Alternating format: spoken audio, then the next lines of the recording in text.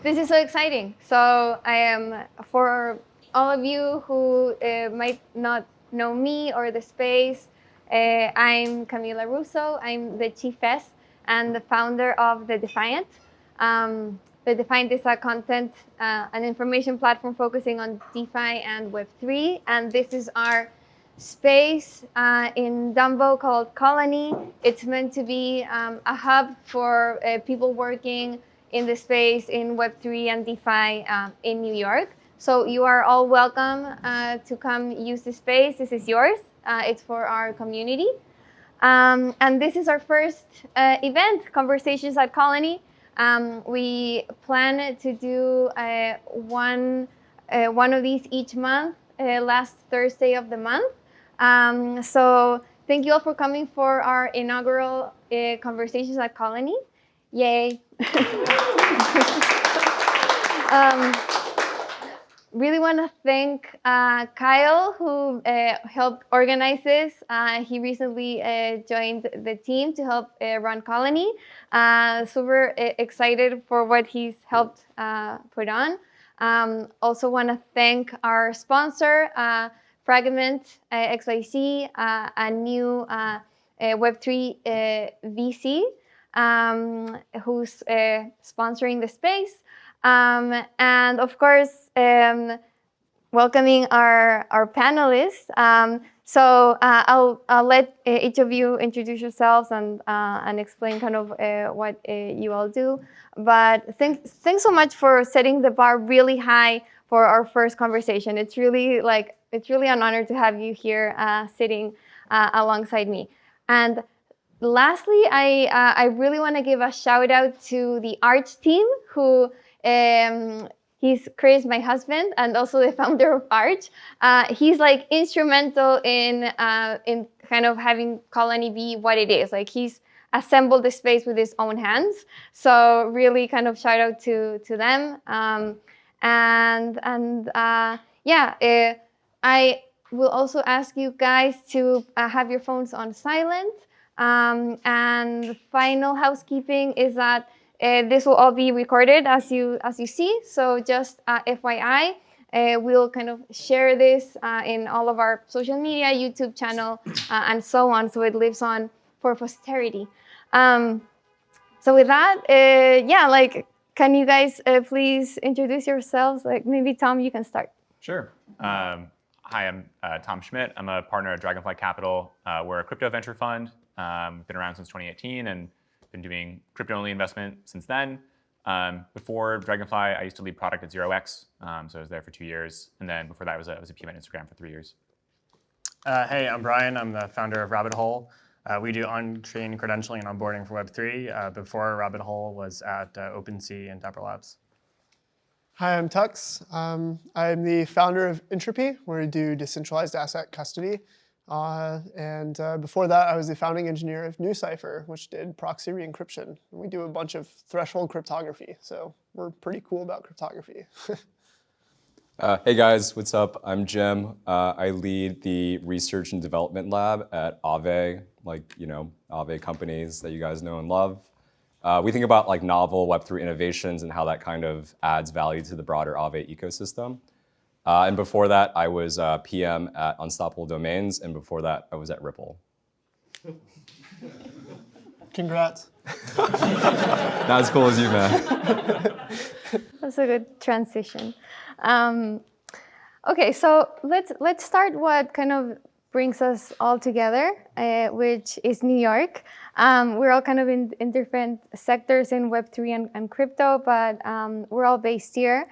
So I'd love to just talk about the opportunities and challenges of building a startup in the city and also being in crypto in the city. Whoever wants to go first. Like the challenges of building in the city.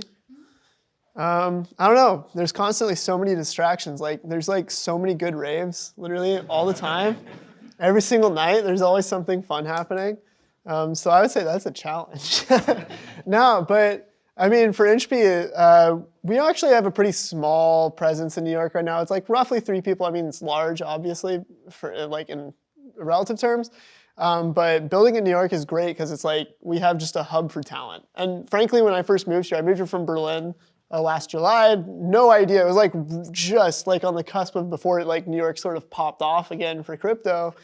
And it was like it just happened so quickly. And now like I think it was like last year, 40% of all crypto funding went to New York City, which is insane. So there's just a significant amount of talent here. I mean, with challenges, it's going to be like competing with each other for the same talent pool, that New York talent pool. And for us, it's just been like, trying to get as many people as we can to like move to New York, really, and just kind of build our presence here if we want. I don't know. It's been great. It's just a cultural epicenter of North America. So, it just seems like a great place to build. Cool.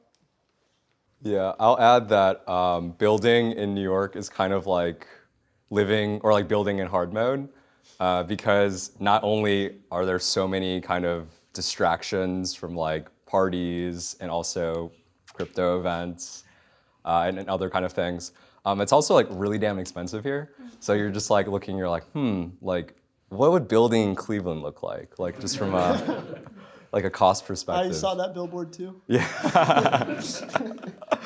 But I mean, you got to be here. Like, I think it's really telling that there's like so many hubs that want to be the epicenter of crypto in the United States. You have Miami, you have San Juan, Puerto Rico, you have to an extent Salt Lake City, San Francisco. Nah. But New York. Yeah, this is like the organic home of crypto, and it's just where I want to be. It's where part of my team wants to be. So it's a good place. It does feel organic because it's like New York has like so many things I think against it for being a crypto hub. Like regulatory wise, there's like the bit license. So many just DeFi and like Web3 apps are like have to block New York from it. So like I'd imagine like a Web3 company maybe is like building here, but needs to like block their users from like using their app. So like weird things like that happen, and of course like how expensive it is. But in spite of all that, like there's still a huge like thriving community. So. Yeah. I guess speaking as a new New York resident and former Bay Area resident, it's been pretty interesting to see the massive shift over the past 2 years. Like by all means, New York is actually probably one of the worst places to start a crypto startup for many of the reasons that you mentioned, including the bit license and regulatory concerns. And I think like historically, crypto has been very sort of tech first, tech heavy, like software engineering driven, and that's why I think if you look at sort of the 2017 vintage of crypto startups, most of them were still in the Bay, sort of like the Coinbases and the early DeFi protocols of the world.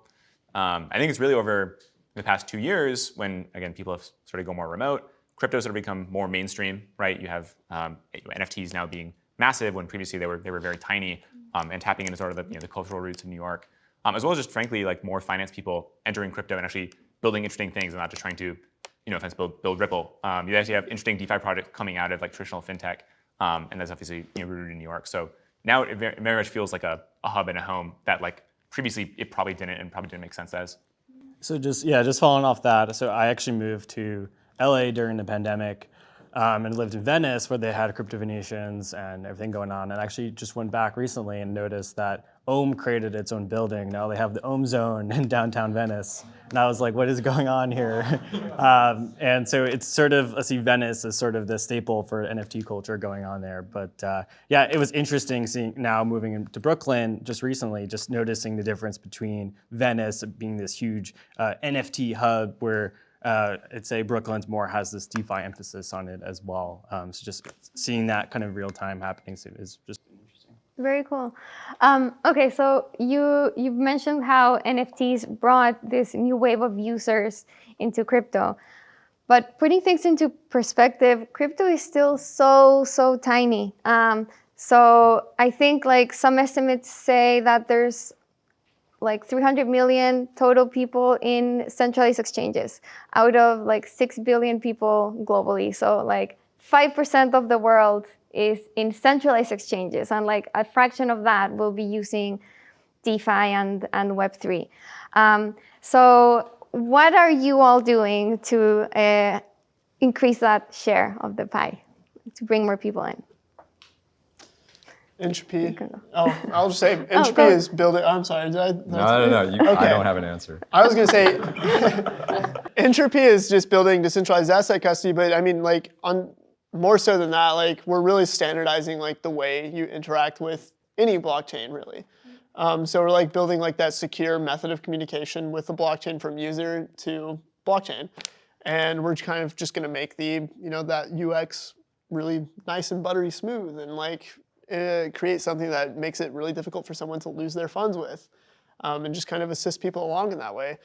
So entropy is, trying to do that. And I think I'm intrigued in getting more users into Web3, but I think we actually have a large enough community at this point that we can start focusing on the products we do have and start actually like, doubling down and like building what we already have out. And because, like a lot of Web3 use cases and Web3 users are going to be predominantly crypto folks. Like NFTs, for example, is art for crypto people. I mean, like I feel like the large portion of the art community is kind of like rejected a lot of it, and a lot of people have embraced it. And so really, you're seeing all this art just come from like people who are friendly to crypto, and it's going to be like crypto's native art form. So like I see a lot of this kind of just being the same thing. Like we're not trying to get more people into Web3. We're trying to like kind of do a lot with what we already have, and then just kind of grow the community from there, and like get just kind of foster that sort of independence from the existing status quo. That's an interesting take. So it's like, okay, we got this far, and what we have right now is still kind of in the very early stages of development. So I agree that maybe it's not kind of where we're at now. It still needs to be further developed for it to be ready for like just like the masses to come, maybe. Yeah. So maybe it's not a bad kind thing. of a plus one to that. I think Rabbit Hole's bread and butter is onboarding, and a lot of what we see is that the biggest use case right now is still speculation. And we saw this huge wave of NFTs last year of just everyone coming in, just be on OpenSea and trading and just trying to make as lot of money as possible. But the actual application itself really hasn't been much innovation in the past year and a half of what's actually been built. So I think we need to see another potentially bear market to have more innovation in the space, to see expanding use cases, because that's the kind of thing that's lacking right now. I'm not a founder, but I back great founders like Tux to build cool stuff that gets more people in the space. But I do think this question comes up a lot, like where are the users? I think there's like a lot of different takes on it. One being it's primarily like a capital-driven market versus a user-driven market. Like no one judges like Bloomberg on how many users they have, despite facilitating tens or hundreds of billions of dollars in transaction value. But I think the user counts themselves don't necessarily capture what's actually happening under the hood. There's always like the terrible stats around like 1% of the Bitcoin addresses have 99% of the Bitcoin, when it's like there's centralized exchange addresses that actually own the Bitcoin on behalf of many users. And so there is a similar dynamic in DeFi. It's very popular in Asia, sort of the CDeFi model where it's OKX. They have a Compound integration, and they're putting hundreds of millions of dollars into Compound on behalf of tens of thousands of users. Or like, I think it's either Celsius or Nexo is actually the largest borrower on MakerDAO. They have the largest CDP, and so they are basically borrowing on behalf of their users and reselling that debt to their users. So it's basically a cheaper source of capital than they'd get elsewhere. And so just looking at the raw address numbers alone doesn't really capture the full story. There are people accessing these services, but just not through sort of the conventional means that we have of getting a MetaMask and accessing it through like a raw EOA. Right. That's a great point. Yeah. Just to add to kind of your original question, like, because it seems like we're kind of like teetering between like two parts of like this like whole like Web3 onboarding process. So it's like normal people going onto centralized exchanges, discovering Bitcoin or Ether or whatever for the first time, mainly speculating, but maybe not. And then it's kind of like going deeper down the rabbit hole of like, okay, like what's next, right? Like what is like the actual ethos behind what we're doing? Like what can this unlock for us? And so I would say like that latter bucket, obviously it's like a ton of people, said 300 million for central exchanges, like way less for like people who are like crypto native doing like, Web3 native primitives. Like I think like at least my team's mission is thinking about like that latter bucket of like, how do we get people to like switch their thinking from like, oh, like this makes me money on like Coinbase, right? To be like, wow, this is like a brand new paradigm that we're trying to like shepherd for the internet and just like the world broadly. And it's like doing that from like productive assets and interest generation, but also doing it from like, owning your own data from like a social graph perspective with Lens. That's kind of like the angle that we're trying to hit, like the aha moment of like, this is important to you more than just speculation. Oh, Oh. no, go ahead. No, I say like agree with that. And there's one like other component I've kind of noticed, and I don't mean this to be like prescriptive, as more as like descriptive, where I think over the past 2 or 3 years, there's been, I think it's very much like a tech startup thing of a strong desire to sort of abstract out a lot of the complexities of crypto and make it super simple to use, right? These are sort of like the crypto-backed neobanks, like, hey, wire in your USD and we convert to USDC and we go put it in Aave for you and you get the interest and you don't really know what's happening in the back end, or like kind of like the nifty gateways of the world of like, okay, it's all centralized, you don't have to worry about what's happening under the hood, or like even Foundation and Zora start this way of like, you don't bring your own wallet, like we sort of manage the wallet for you. And I think what we've seen over time is like the crypto native platforms actually win out. Like those are the ones that I think actually maybe speak more to users' needs or are able to solve them better or can have sort of like tap into the power of the market. And I don't quite know if that's always going to be the case, but historically that has kind of been the case that like the ones that try to meet users where they currently are almost always don't work, and it's more like actually just educating people and bringing them in tends to work out better, just empirically looking at what the market has sort of rewarded. So like, how do you see that? I'm sorry? How do you see that more crypto native apps win out? Because just looking at users, like centralized services tend to have a larger number of users. Or are you seeing just like on like specific use cases? Yeah, I mean, I think specifically some of the companies that I mentioned. I think like Nifty versus OpenSea is actually a really great case study from the past year, where instead of going through Nifty centralized service, having like a really clean gasless experience, getting a Grimes NFT or whatever, people actually want like the real crypto stuff. They want to use MetaMask on OpenSea. They want to buy these like 10K PFP projects.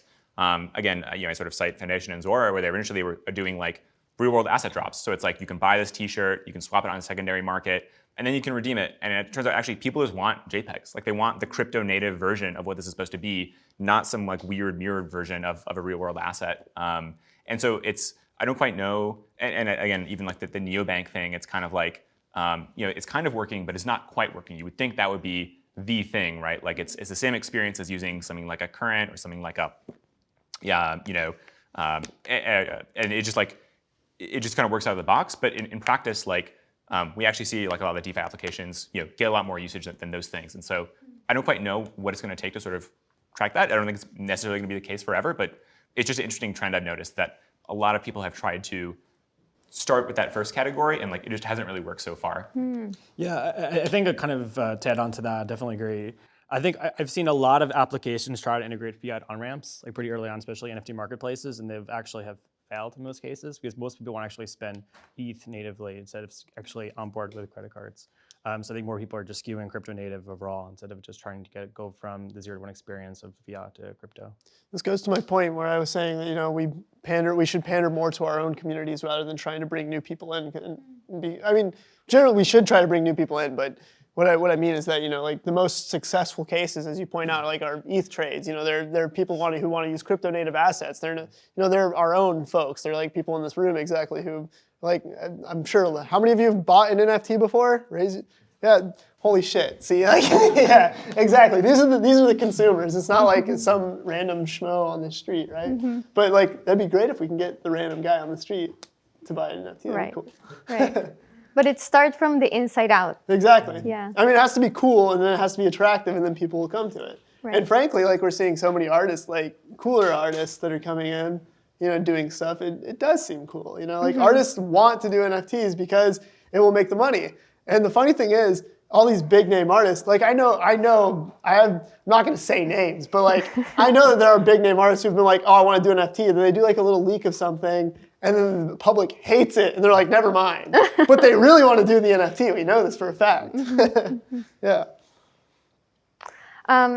It's such an interesting perspective that the way to get people to use crypto native stuff is to be like super crypto native, and instead of trying to be something that crypto is not. Because I think that's been a little bit of the consensus, is that we need to make Web3 look like Web2 to get people to come. but it's interesting to see these examples where that's simply not the case. So I think that's what makes Web3 interesting. It is that it's different and it's a new paradigm and it's interacting with the internet in a way that's completely different. That's about kind of having control over your information, your assets, interacting directly with smart contracts and not having to have a login, like all of that. To me is what's exciting. What's kind of exciting to you guys about Web3? And if we can just like step back a little bit and just like talk about kind of what this space, like what Web3 means to you, like what got you excited about the space, and yeah, like why you're kind of here, like building it.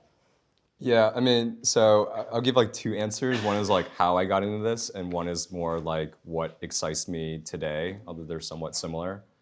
So most of my family lives in China, and so growing up, like we had a ton of pain of like trying to like, send money from like, what my dad would make back home, right, to like the rest of my family, my cousins, my aunts, my uncles, my grandparents, and stuff like that. And so it's usually like, oh, like, I'm gonna give a friend USD, and then that friend is also a Chinese citizen, so they're going to like pay like my aunts, my uncles, like in like RMB, right? Which was like really, really painful, and like sometimes like people were like shady and like didn't pay my dad back, so like that was like really annoying. And so in like college, like when I found out about like global payment rail with like Bitcoin, like self-sovereign money, it just like made a lot of sense to me, and I was like, okay, like this just makes sense, although it's like a huge pipe dream.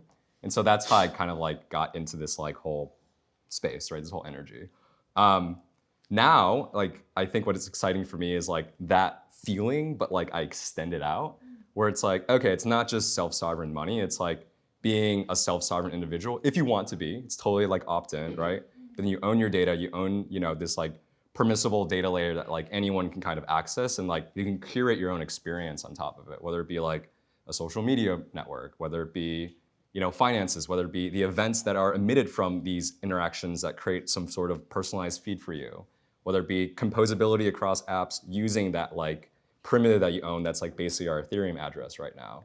That's like what's pretty exciting for me, and I think that's like a really big design space. I'm really excited about decentralized free market anarchism and efficient capital markets leveraging blockchain technology. Like for the first time in the history of the world, we're able to actually construct decentralized free markets that know no border, and people can participate in them, and we can actually end wealth inequality with this. If you know anything about economics, inequality, inefficiency in markets is generally what leads to monopolies, and it's what leads to large corporations like Amazon taking over Walmart, these giant companies. And they use the state to essentially like build ways to like keep them in power and to like actually generate more and more wealth. And really what they're doing is just kind of exploiting the 99% of people, whatever that is just, you're just exploiting those people to just continue using your service because they have no other choices.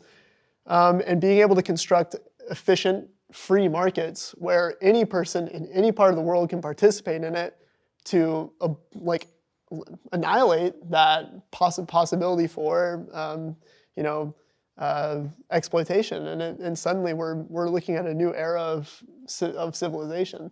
And so I think obviously this is very early, but that's the most exciting thing for me is abolishing the state. Yeah.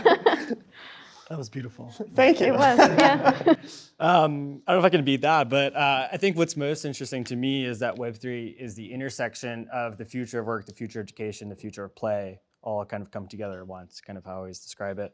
I'm one to hate on higher education a lot, and I think what we're doing is really seeing education a whole new way, where your transaction history now becomes your resume. That enables you to access new opportunities. So I'm just really excited to see where these three things intersect. Yeah, I think a lot of great things said so far. I think, sort of thing I tend to say is just like, it's going to do for finance with the internet information. I think like the internet is like one of the triumphs of humankind in terms of granting infinite, unlimited access to knowledge and information to everyone around the world. For the most part, obviously there's exceptions, and I think giving that sort of capacity to entrepreneurs to allow them to sort of serve their own local markets and like find new opportunities and create consumer surplus in the world of finance, which historically has been very walled off and not really embracing the ideals of the internet, I think is like incredibly powerful. I think that's kind of what we're being the witness. So. I love all these answers. It's really we're so lucky to be like in this phase right now. What's so early? Like I guess all of us here are in this incredibly kind of privileged position to see that how big this is going to be. Like I don't know. Like I remember kind of the moment when like after I left Bloomberg and I was writing The Infinite Machine and kind of going to like all these Ethereum hackathons and like seeing like all these like DeFi protocols start to emerge, and just like seeing this and being like, how is nobody kind of talking about this? Like this is incredible. Like we are like rebuilding finance. Like there's like no bigger story out there. So I feel like if you all are here, like you kind of have that sensation, that we're kind of onto something big. So I don't know, it's a nice feeling.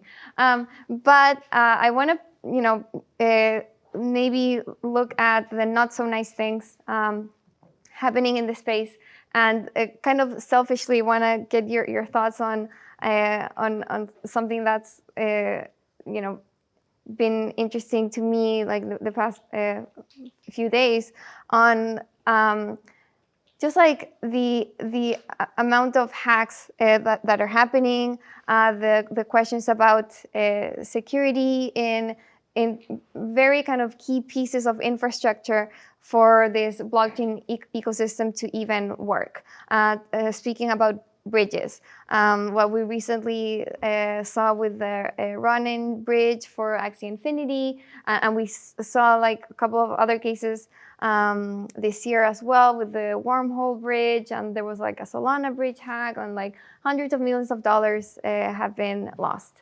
And this is key. Like this is what's connecting all these blockchains together. And all last year, I feel like there was this consolidating narrative that the future will be cross-chain, and we'll have different chains for different use cases, and there will be bridges connecting them all, and then users will be able to transact on like all these different Web3 applications without really knowing what blockchain they're on. And there was, like I guess like I heard that vision and like that thesis many times over, and I don't know if to me and like for other people I've been talking with, it seems like that's been questioned right now. Like maybe it's not a cross-chain future. Maybe it's really multi-chain in the sense that, okay, maybe it's Ethereum and it's layer 2s, or maybe it's Cosmos and its kind of ecosystem, or Polkadot, but maybe it won't be like Cosmos and Polkadot and Ethereum and Bitcoin, because like the bridges don't work. So I don't know, I think this is a fascinating topic. I'm really kind of, I'd love to get your thoughts, whoever has an opinion on this.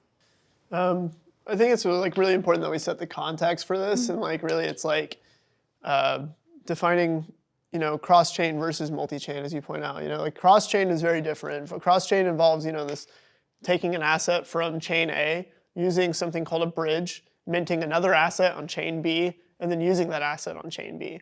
And that whole process is cross-chain. So it's a very different thing from something like a multi-chain reality, where it is you actually move the asset itself from point A to point B. So like you can think of like a cross-chain thing being a pointer or a reference to something else that points to a different blockchain.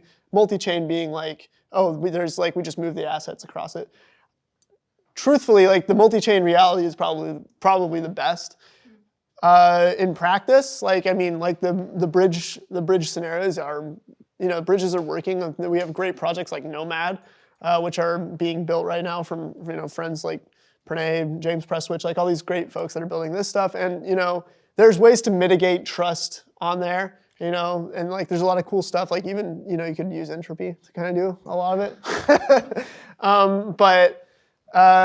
Yeah, so I think there's like the truth is probably like we're gonna be somewhere in the middle. Like the multi-chain reality is still gonna be there, I think, regardless of all these like attacks and exploits and things. And you know, there's gonna be like reasons you'd want to use, you know, Cosmos over Polkadot or something, or vice versa, really. But you know, we're going to see a lot of value end up in like a few places. You know, that's just how it works. But I think there's still going to be a place for, you know, things like bridges and cross-chain reality. And really, I don't think there's going to be like, it's not zero sum for engineering. Like there's going to be new things that pop up that we haven't thought about, things that are going to be innovations on what we have thought about. And you know, inevitably, it's all just going to be okay. Okay. We just have to build it first, though. So that's the. Yeah, I feel like the meme for like ever has just been bridges are hard, and now we kind of see that bridges actually are hard. Right. Yeah, I mean, in one light, you could kind of view this as kind of like a down moment for bridges, where it's kind of like we didn't really have sort of the full understanding of maybe some of the security issues with bridges, and now they're sort of being revealed to us, and so maybe the fallout will be better security models. I think the alternative, maybe darker world, is like.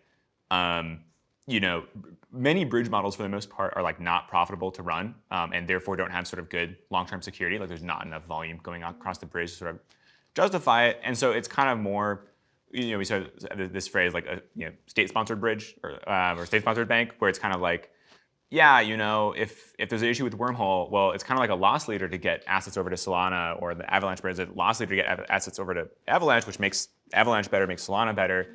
And so it's like, we can back that up because we can, putting money into that bridge makes the value of this chain so much more valuable. And so we can sort of, we're strongly incentivized to back it up.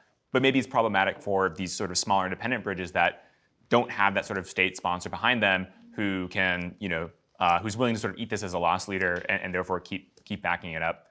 I think also, this sort of comes into the conversation between like L2s and L1s, where there was sort of a bear thesis for L2s, where it's kind of like people are very, very hyped on L2s. But I think if you look in practice, it's like, well, for something like an optimistic rollup, well, it's not that much cheaper. It's actually much more expensive than using something like a Polygon. And you still go through this 7-day withdrawal period, and it's not quite there. You get Ethereum L1 security, but if you're flipping JPEGs around, or maybe Polygon level security is fine. Like you don't need Ethereum level, nation state level censorship resistance for flipping polygons or doing some DeFi stuff or whatever. And so you get a good enough bridge, you move it over to like a decent L1, and like you can kind of do stuff over there, and it's going to be 2 orders of magnitude cheaper than like doing it on an L2. And I think maybe that sort of thesis has changed a little bit, where it's like, well, actually maybe those sort of conditionals in that statement aren't as true as we thought they were, where maybe actually you don't get that bridge security for free to move it over to something like a Polygon. There actually is like a lot of cost baked in there. Super interesting. Yeah, I mean, ideally, the future is multi-chain with like a canonical like state layer, like Ethereum with the L2s and the L3s and the L4s and what have you. But I'm more pragmatic about it, and like there are just a number of solutions that are just positioning themselves to be this like canonical state layer with like one-click spin up different blockchain like execution layers with like shared security and stuff like that. You have Cosmos, you have Polkadot. Sharding is something that's been talked about within Near for a long time, as well as Harmony. So like everyone's trying to do this like modular kind of play, where like they all kind of want to be, for all intents and purposes, like the canonical settlement layer. And so we're gonna need to just like agree on like, there are gonna be like, spheres of influence within Ethereum, within all these other kind of ecosystems, and there needs to be some solution that's gonna like connect them all, right? And so I don't think bridges are an issue. I think the implementations that we've had for bridges were like very much like, hey, like this works, right? And we're kind of like testing out this new idea of what a bridge even is. But that needs to be smoothed out a lot from a security perspective to be something a lot more trustless, right? Like Rainbow Bridge from Aurora like comes to mind as something that is at least better than a 5 of 9 multisig. And so I think that's like kind of, I mean, not really an answer, but it's like that's just how I like see the world moving. And yeah, I mean, that's just something we need to agree upon. And then the interesting thing, sorry, this is an aside about bridges, is like, it's like what Tuck said, like you're minting this like wrapped thing, right? When you're bridging from chain A to chain B, and like you kind of need to like trust it to come back, or like you kind of need to trust like some minter to like agree to the tokenomics that were aligned on chain A. And so like that might not necessarily be the case, right? Like I've done something before where like I've done like 5 bridges in a row just because like I'm trying to go to like the most obscure chain ever for like some alpha. And like then I get like this tether that like I get it back from Ethereum and I can't even like swap it on Curve because it's like not the real tether. And I'm like, what is the real tether? I got like wrapped tether. I don't even know what that is, right? So it's like that needs to not happen, right? Like we need to agree on what token addresses are the canonical tokens. So what canonical ecosystem are you all most bullish on? You knew this question was coming. So. Pretty bullish on ETH. I mean, I feel like most people should be pretty bullish on ETH. It's like kind of like in relative terms, it's like significantly undervalued. But I don't know. That's just my opinion. Cosmos is cool too. Polkadot is up and coming. Entropy is built on Substrate. We have like a little different ethos for what we're doing and why we're building on it. But ETH is like the market. Like that is like if you want to swap an asset, you want to swap it on ETH. If you're storing an asset, you probably want to swap it. You want to store it on ETH. It's like we're seeing like some other ecosystems like Solana pop up. They're taking a lot of lead in like NFT things right now, I think. But the reality is like a lot of people who own assets on Solana probably want to own those assets on ETH. So that's kind of my thoughts on that. Yeah, I'd say I'm probably optimistic on Solana in the short term, but optimistic on Ethereum in the long term. I think it's kind of obvious in some cases. The ecosystem I'm actually most excited about, that's super underrated, is Celestia. Oh, hell yeah. Celestia. So what they're doing is more of a modular approach, separating consensus and computation by actually having a data availability layer. What's interesting about that approach is that actually doesn't make it about an L1 or L2 future. You can kind of choose how you want to build your blockchain while having a bootstrapped validator set. So that solves the problems of like Polkadot and Cosmos. So pretty excited. They have a mainnet launching last year, but pretty excited to see how that plays out. Oh, Yep. wow, cool. Celestia is really cool. Yeah. I like Shout out, Celestia. Renee. I also like Celestia. Okay. Well, you heard it here, Celestio. It's an alpha right there. Yeah. Wait, I want to hear Tom's answer. Oh, yeah, you didn't say anything. Okay. Yeah, I mean, as a fund, we're pretty chain agnostic. We back teams wherever they are, and we back teams on Solana, Ethereum, Avalanche, Polygon, wherever.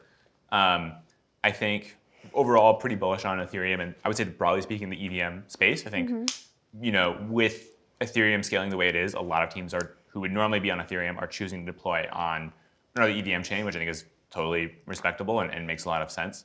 I think I also like Celestia. I think it's interesting. I think maybe the thing I'm kind of curious to see is people's reaction to ETH2. I think there's a lot of reading it as sort of a holy grail, and I think I'm more bullish on the timeline for shipping than I think a lot of people.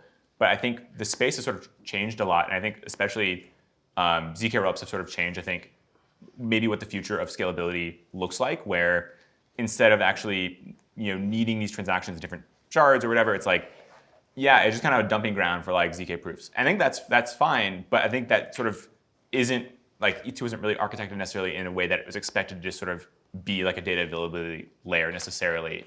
So I guess that's sort of the thing I've kind of been thinking about recently is just like, what does the world look like when the majority of computation is done on like a ZK rollup? And I think that's probably coming sooner rather than later. Can you kind of break that down a little bit, like kind of your concerns about that happening? It's not so much concerns. It's more I think the state of zero knowledge proofs overall was like much more in its infancy when I think like ETH2 was conceived and architected, and ETH2 is effectively what Near looks like today in terms of having multiple sharding. And I think in reality, like, moving across shards is like kind of a pain in the ass. I think people aren't really used to like having asynchronous transactions and things like that.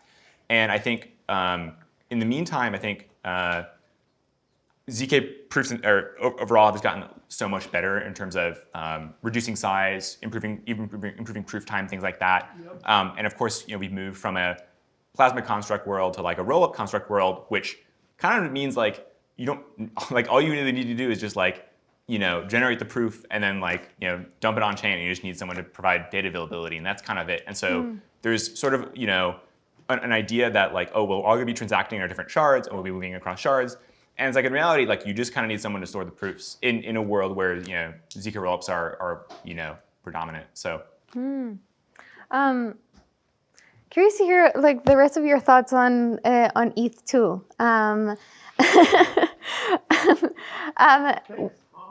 Yeah. Sorry. Hey, he asked. I don't want to say anything. It's like probably the biggest thing that'll happen in kind of crypto this year, if it happens. Like,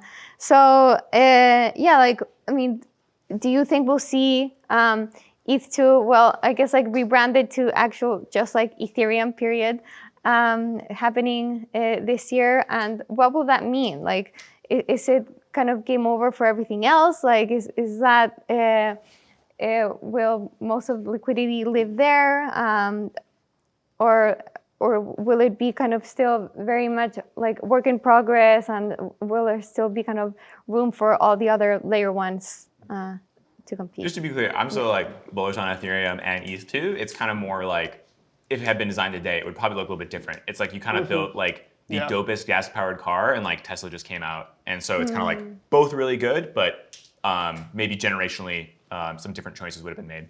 Yeah. Just to clarify, when you say E2, you mean like the merge to the proof of merge. stake? The Okay. merge, yeah. I mean, I'm mostly excited about just getting off of proof of work. It's just terrible. So let's just move on with our lives and just get over it. That proof of stake is here to stay, and proof of work probably shouldn't. So that's kind of like what I'm mostly excited for with ETH2. If you're asking like where the predominant liquidity and like all that stuff is going to be, no idea. I think anyone trying to speculate on that is kind of, I think don't really know what you're talking about, to be honest. But I mean, Ethereum is one of the most used, if not the most used blockchain, I think, around. So it'll probably, ETH2 likely will be as well. Right. So yeah. Yep. I'm not an expert on this, so I'm refraining. All right. I would say like I'm excited for the merge just because I want it to be over with. I'm like tired of talking about it, and I kind of want liquidity back on my ETH2 node. But like in all seriousness, like I'm excited about it from like a tokenomics perspective. Like issuance goes way down, so supply goes down and number go up hopefully. But in terms of like the ecosystem. And I'm also excited for like the whole like shift to like being like a data availability play as opposed to like execution sharding, because like execution sharding is like super hard. So I'm glad we're not. I'm glad the Ethereum community is not doing it anymore. TBD on like what the like engagement is gonna look like, because like being just like like ear to the ground now, like a lot of like projects that have been very much like ETH maxis, like ETH centric, are like starting to like build on like different chains now, because they're like ETH is unusable for my users, right? Unusable deployed contracts, especially if you have this like factory contract primitive of like spinning up new ones all the time. And they're like, like, do I want to go to an optimistic rollup? Well, no one's there. So I might as well go somewhere else, right? Like Polygon, for example. And so I don't see that really changing with the merge. It's not like all of a sudden everyone's like, wow, yes, like let's all go back to L2s, right? Because basically no one's coming back to Ethereum. Well, use Ethereum as like, a canonical testing ground and like kind of like a home, but it's like we're secretly hoping that all of our volume is on a different chain. And hopefully it's an L2, but the merge won't change that. So I'll be curious to see how that unfolds this year. Super interesting take. Okay, to start wrapping up, I think, Brian, you mentioned that right now, like there's not much innovation happening in DeFi, and I agree. Like it's been kind of boring covering DeFi. Well, no, not really. Like there's a lot going on, but in terms of innovation, like there hasn't been anything like really new. I think since like DeFi 2.0 and like protocol-owned liquidity, I think that was like the latest kind of big new thing. And yeah, maybe it takes a bear market for people to just like come up with new ideas. I don't know. But you know, I'm curious kind of to hear your thoughts on maybe like what am I missing? What's exciting in DeFi or elsewhere in crypto and Web3? Like, what's kind of the I don't know, and it can be something that you're building too, but like, yeah, what's the most exciting thing that you're seeing right now in this space? In DeFi or just in Just general? in general, crypto land. I think the most underrated thing right now happening in Web3 is probably with DIDs, verified credentials. So actually having decentralized identity that's truly cross-chain Yeah. is something that a lot of teams start working on probably in the last 6 months, but haven't fully realized it yet. So I think once we start having that be much more mature, we'll see much more interesting use cases evolve from reputation being combined across different applications with entirely new constructs. So it'll be interesting to kind of see how that plays out. Any kind of projects that jump out? There's some on that? like infrastructure layer, there's some on the application layer. So like infrastructure layer being like ceramic, right? And then application layer rabbit hole is kind of an obvious one. So Well, yeah. I'm pretty bullish on entropy. You don't say. No, like in general, I think threshold cryptography is very, very innovative. You know, there's a lot of stuff coming out in cryptography, threshold cryptography included. You know, and frankly, like I think a lot of the merger between like DeFi and threshold crypto and being able to combine these two primitives is like, I think we're going to see probably a next generation of like DeFi boom, so to speak. You know, there's just stuff that's just not explored. You know, that cross-pollination of the two communities is significantly valuable. Them by themselves is extremely valuable. So, you know, we have folks like Tarun Chitra who are talking about this also. So it's like, yeah, I think that's going to be huge. It's just that. And so honestly, like entropy is kind of in a perfect spot to kind of like be the player for that. And we're pretty excited about trying to, you know, building up, launching, and, you know, executing on that stuff and exploring in that direction. Whether or not that's going to be like sooner and later, you know, it's like, it takes time. You know, everything's, it's always a bear market until it's a bull market. So that's the kind of the way I see it happening. But yeah. Nice. I'm going to give two answers. One is kind of an obvious one, and then one is maybe less self-congratulatory. So the first one is open data layers. I think is really interesting. I think what Ceramic is doing is really cool in that regard from an infra perspective. I think social graphs are really interesting, and so what's being built on Lens protocol is like really awesome. It's like literally just like you follow this, right? Like what can you build when it's like that simple of a data primitive? You can build a number of things that mimic a lot of the most popular Web2 primitives, right? And then the less self-congratulatory answer would be unsecured lending. So like reputational based unsecured lending, I think, is the next horizon for DeFi. We need to think more about capital efficiency. We need to think more about actual utility for people or institutions as opposed to collateralization. And so that's something that I'm pretty excited about. And that's also linked to ID and Absolutely. decentralized identity. Yeah. Yeah, I was also going to say, I was a little hurt that you said there's nothing cool happening in DeFi. I feel like, you know, unsecured lending it's blowing up right now. Like, you know, Maple is huge and Goldfinch is huge. And I feel like maybe broadly speaking, you know, sort of like over DeFi summer, there was a lot of criticism that like, well, DeFi is just very reflexive, right? If people borrowing on Maker to like, you know, lever up on their ETH to like, you know, get more ETH, and that's what ETH is for. It's like for getting leverage on ETH, and it's like, you know, there's some legit criticism. Obviously, people are not, that's not the only purpose, but like, you know, that's a component of it. And then the flip side of that is people who want to use, you know, something like Ethereum basically as like JP Morgan chain, where it's like, let's put securities on the blockchain, and then people can like trade on the blockchain using, you know, like crypto. and that like obviously didn't really work. And I think so there's been sort of some soul searching around like, okay, like, well, what is this for? Like, what's sort of the next frontier? How do we sort of create new value, new credit? And I think there's sort of this interesting model happening of basically half the protocol, half the product sort of tapping into DeFi capital markets, but on the other half having some sort of real world attachment. Something like Maple, I would say, is sort of in that bucket, or Goldfinch is in that bucket. We just backed this team that's sort of doing sort of like pipe, but tapping into DeFi capital markets to underwrite and extend, credit or equity investment to any company around the world. So, basically automated investment, which I think is like really powerful. Basically, obsoleting myself. So I think that whole trend is sort of at the cusp of what I think is really interesting in DeFi. I would even put like something like Constitution DAO arguably in that bucket of DeFi capital markets and fundraising to buy something in the real world. And so I don't know. I'd say watch this space. Okay. I'm convinced. I take it back. DeFi is awesome. All right. I think let's kind of open it up for questions for, I don't know, the next 10 minutes or so. Yeah. And anyone want to take advantage of this group? Yes. Yeah. So Tux, you talked a little bit about threshold cryptography. I have no idea what that means. So, could I'm you sorry. explain what that is? Sure. Threshold cryptography is a variant of cryptography that involves computation between multiple computers. So it also related to secure multi-party computation. Have you heard that term before, multi-party computation? You can kind of just think of them as one and the same, frankly. But basically what we're able to do is we're able to take cryptographic operations such as a signature.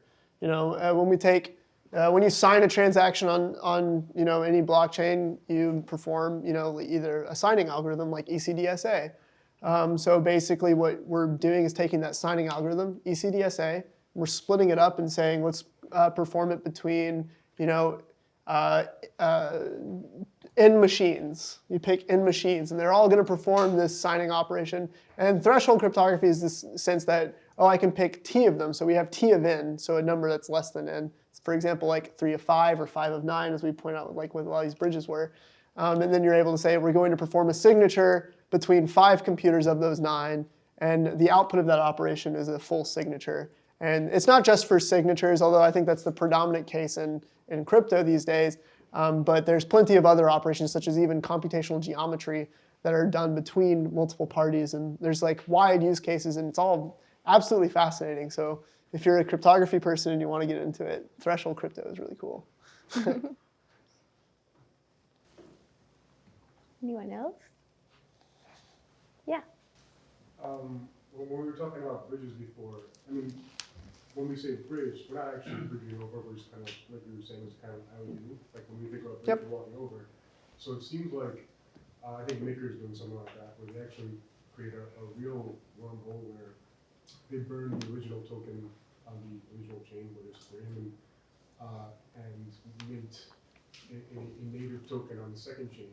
And it seems like that could be not the solution, but a solution for our multi-chain problem.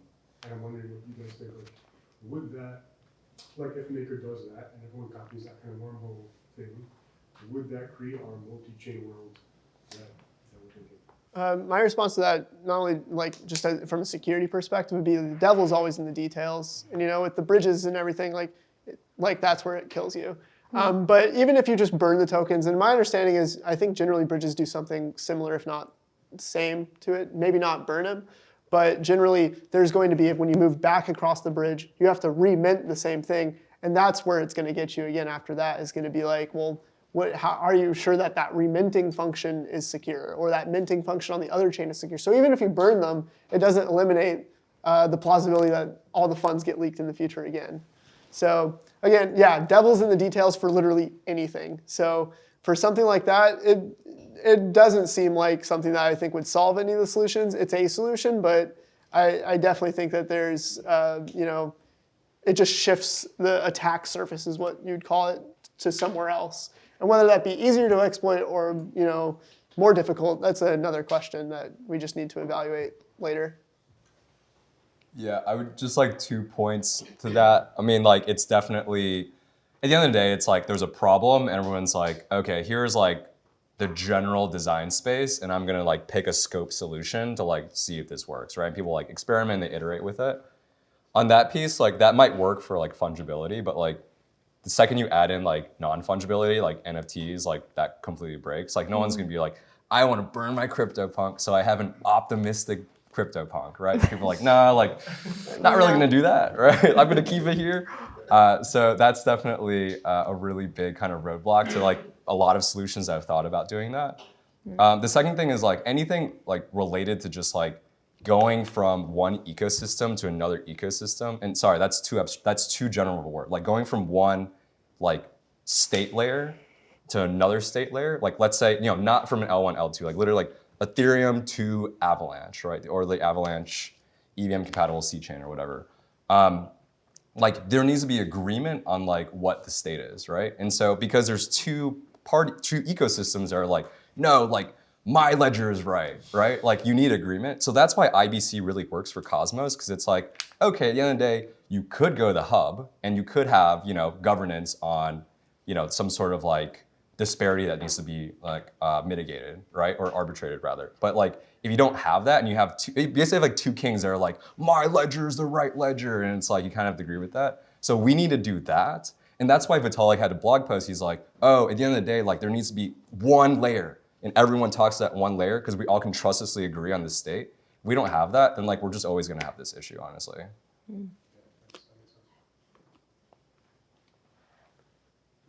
Yep.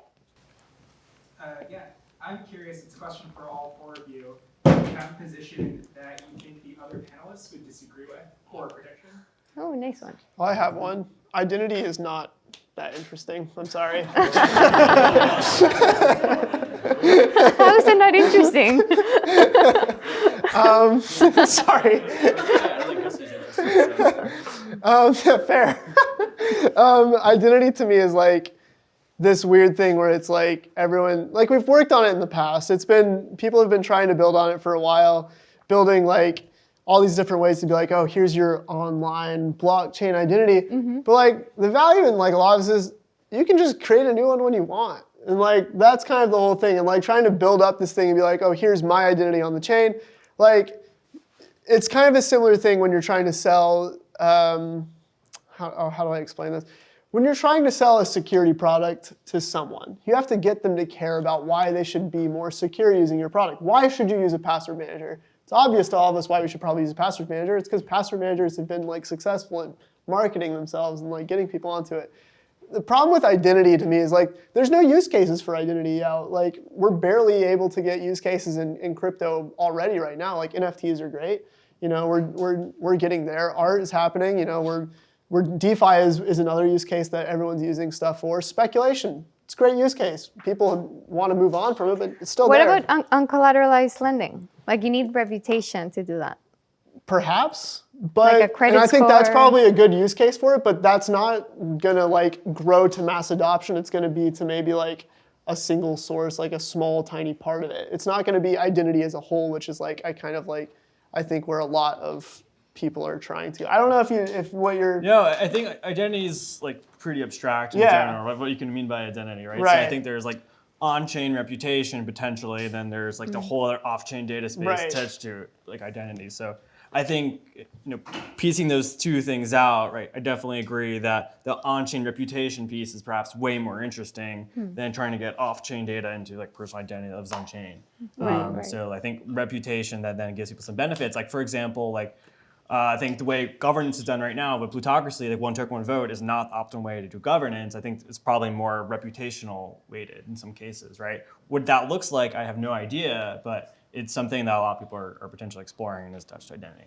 I think identity will definitely play a role in like the long term, but like I think it's going to be like in similar ways. Identity feels a lot how zero knowledge proofs were pitched years ago in like early 2010s kind of thing, which they were there. People were like, this is going to change the world. And we're going to do so much stuff with zero knowledge proofs. Like snarks are going to change everything. And they didn't really change a whole lot, but they did give us a lot of cool stuff, which I think is the same thing for identity. And that's kind of how I feel about identity in general. Sorry, I didn't mean to like attack you. It's totally fair. Yeah, that's good points. All right, Tom, time for you to say something that I really hate. Oh, I don't know. Maybe one thing I feel like maybe I'm an outsider on in crypto is like very, very skeptical of like Web3 social stuff, like decentralized Twitter, decentralized YouTube. So he actually went after you, like Lens. Sorry. Yeah, I just don't think anyone really wants that. I think decentralization is like a nice add-on to everything that happens in DeFi, but really it's about consumer surplus. It's about letting people do stuff that they couldn't otherwise do. And that isn't really true in social. And what's worse is you have these massive network effects and huge activation energy required to get a new social network off the ground. And they're almost always worse than their predecessors for providing sensors of persistence, which is like tail risk and basically never happens to like 99.9999% of users. So it's like, I don't really know why. I would say, really the only decentralized social product that has come close to having product market fit, and I should caveat we're not investors, is BitClout. Because it integrated like a financialization component to social, where it's not just, hey, I'm following these people and they're putting out content, but there's a speculation element to it, which is kind of more DeFi-esque. So obviously it has not really worked, but it was closer than pretty much anyone else. Interesting. Yeah, you should reply. So I will say, I think you have some valid points. This is where I go in on you. I mean, what I'm really bullish on is like, when you have composability in this design space, people are just gonna come up with like the craziest ideas, right? So it's like when I think about like all the really groundbreaking innovations in social in the past decade, like they created something brand new out of nothing, but they had to start from scratch from like a graph perspective, a data moat perspective, but they had something that like changed the experience, or how they leveraged the data changed the experience. And now that's completely open, and so I let the next generation of gigabrains just do some crazy ass stuff with it. Yeah.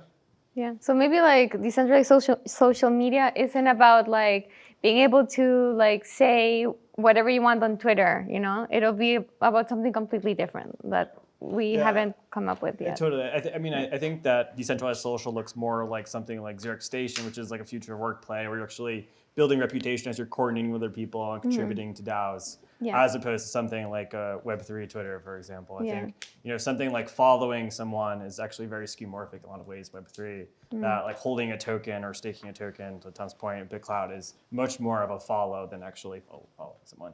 Yeah. It goes back to kind of where we started, which is like what really wins out is the actual kind of crypto native stuff, not stuff that's trying to copy Web2. Any other controversial takes? No? I'm good. All right. Maybe after. We're good.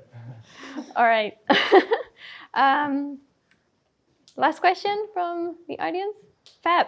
What about like integration with existing social platforms? Like, I mean, how do you think the whole hexagon profile picture deal is going? Or what are other examples in which you get this like Web3 infusion with like the bad guys? Yeah. What's the bad guys? What do you mean? I think it means like existing large social media. Oh, companies. I see. I got you. Twitter. I don't have any data on how that's going, so I would be very, very curious to see what the adoption looks like for that. I mean, I think a lot of teams were banking on Twitter not really leaning into crypto NFTs, and now they have a wallet and they have NFT profile pictures. So there's always sort of classic innovator's dilemma, and people are willing to like bet their company on that concept. I think in practice we've seen some of these companies actually be pretty flexible and adaptable in terms of adopting to new challenges. So who knows what the future of these companies is going to look like, but I would say that's a little bit different in my mind than like having a decentralized social experience. Like if people really want to do this, they could have used Mastodon 10 years ago and they didn't. So I think there isn't really that need for it in my mind, as opposed to maybe having some sprinkles of that in traditional social media. I'll give a hot take here, which is I think Twitter's biggest revenue driver in 5 years will be an NFT marketplace. I can see that. In 5 years? In 5 years. Yeah. No, I think ads. They need something. The ads aren't working. Yeah. I like their ads. $100. Help me dress the way I dress. All right. This has been awesome, guys. Thank you so much for coming and making this panel so amazing. And I guess like takeaways, bearish Web3 trying to be Web2, bullish DeFi, bullish finding better bridges, bullish Bullish New York. merge. Bullish New Bullish York. New York. Bullish New York. Oh, All yeah. right. That's a good place to end. Thanks, everyone.